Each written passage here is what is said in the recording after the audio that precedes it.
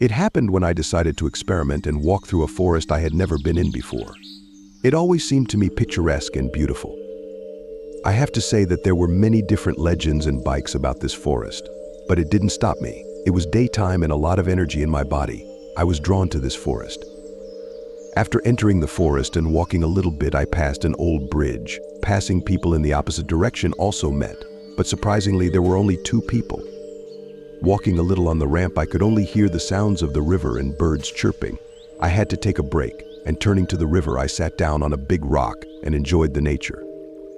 But suddenly, I could have sworn I heard a distant cry coming from further down the trail in the direction I was going.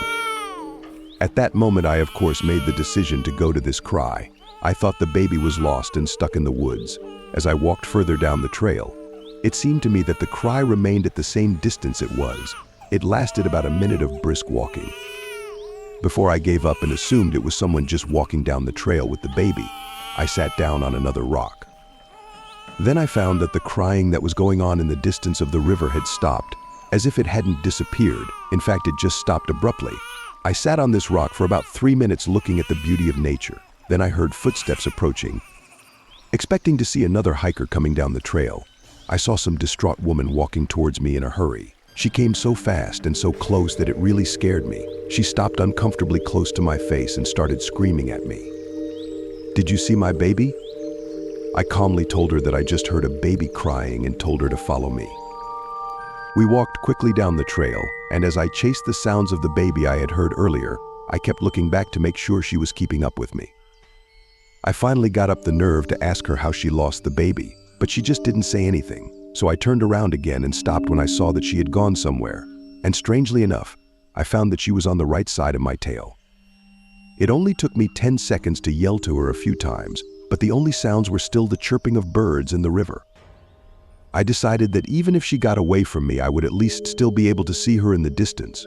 I stood there for a long time deciding what to do next, keep following the trail or go back and try to find this woman. I did another quick 180-degree view of the place we had just come to, and what I saw next may not sound very disturbing, but it bothered me more than anything else in the place. I saw a woman standing on the other side of the river, her arms dangling lifelessly at her sides, and she was staring at me intently, saying nothing, not moving a muscle. Just stood there like a statue, watching me. I made a decision right here, and it was damned to continue my life right here. I walked as hard as I could until my calves ached from walking so fast and long. I made my way back to my car after rounding another trail. I cut my hike short after what happened. I was really disturbed by it and even began to question my sanity. Like if it really happened, it seemed so not real, and yet at the same time it seemed real to me, in the sense that I lived it. On this day, I went on a solo hike in the woods about 10 miles from my home. After setting up camp and eating, I felt suddenly tired and took a half-hour nap in my tent. Coming out of my tent, full of energy, I decided to go for a hike. This one was a normal hike in a fairly quiet forest until I thought I heard footsteps nearby. I could have just written them off as animal footsteps, but they sounded human. Considering how deep I was in the forest and how far I was from any urbanization, it would definitely be strange and unlikely to cross paths with another human there. I didn't bother looking for anyone and just continued my hike. When I got back to my tent, the first thing I noticed was that the zipper on my tent was unzipped and the door flap immediately opened. My heart pounded at the thought that someone was in my tent. After making sure there was no one in my tent, I went inside. Once inside, I noticed my bag was unzipped. Surprisingly, nothing was taken. I considered packing up and moving, but decided it was pointless. Whoever had come had already checked the place out and had to leave. So there was no reason for them to come back. That night, after putting my tent in order, I finally went to bed. A few minutes after I got into my sleeping bag, I heard a noise. The first time I heard it, I had no idea what it could have been. But the second time I heard it, it sounded like a static breathing sound. I sat up and looked around my tent, and at that point it went quiet. So after sitting up with my heart pounding decently, I lay down, and I think I started to reassure myself that it was just me. But without closing my eyes for even 10 seconds, I heard some kind of grainy, static breathing noise again. I started rummaging through my bag and found something I knew for sure I didn't have with me. I pulled out a huge, archaic-looking thing. I examined it, and it resembled some sort of walkie-talkie, and there was static coming from it. I instantly connected it to the footsteps and whoever was searching my tent, but all I was thinking about was why they put it here for me.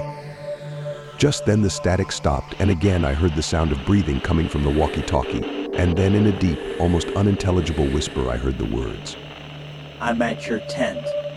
It's crazy how in just a couple seconds the whole world can change and how your whole body can be gripped by fear.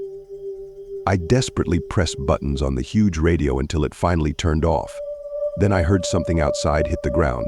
I had a choice: stand still and protect myself and my stuff, or throw myself right into the pickup. When I heard something else hit the ground, I chose the latter and ran to my pickup. I had left my sleeping bag and other equipment behind, but did it really matter when my life was potentially at risk? Maybe it was some kind of trap that I left my stuff behind so they could take it. But one thing I know for sure, this man definitely meant to do me harm.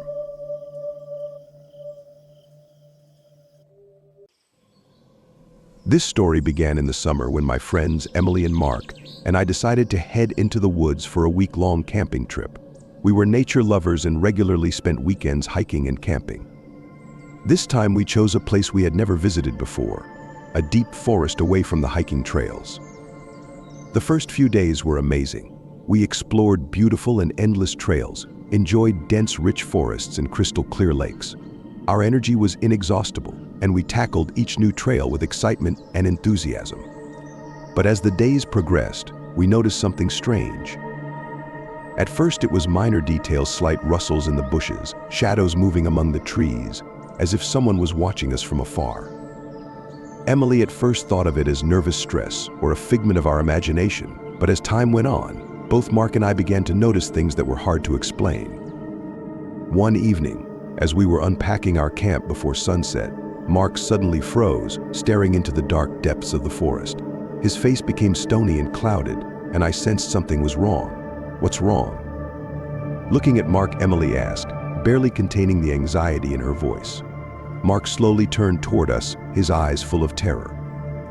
"I saw someone," he muttered, "out there in the woods."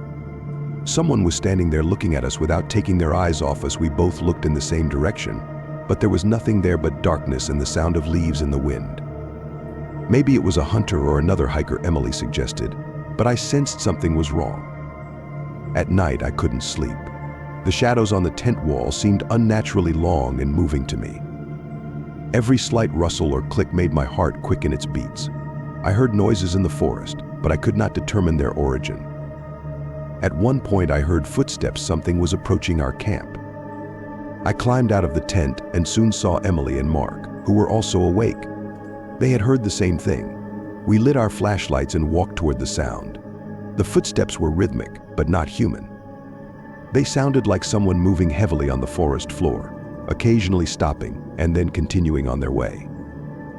After a few minutes, we found ourselves at the edge of a forest clearing. Something was standing there in complete darkness. I blinked to make sure it wasn't my imagination. Emily whispered something unintelligible. Mark tugged my sleeve and whispered, "Do you see it?" It was the figure of a man, dressed in dirty clothes, standing in a clearing next to a small house with his back turned toward us.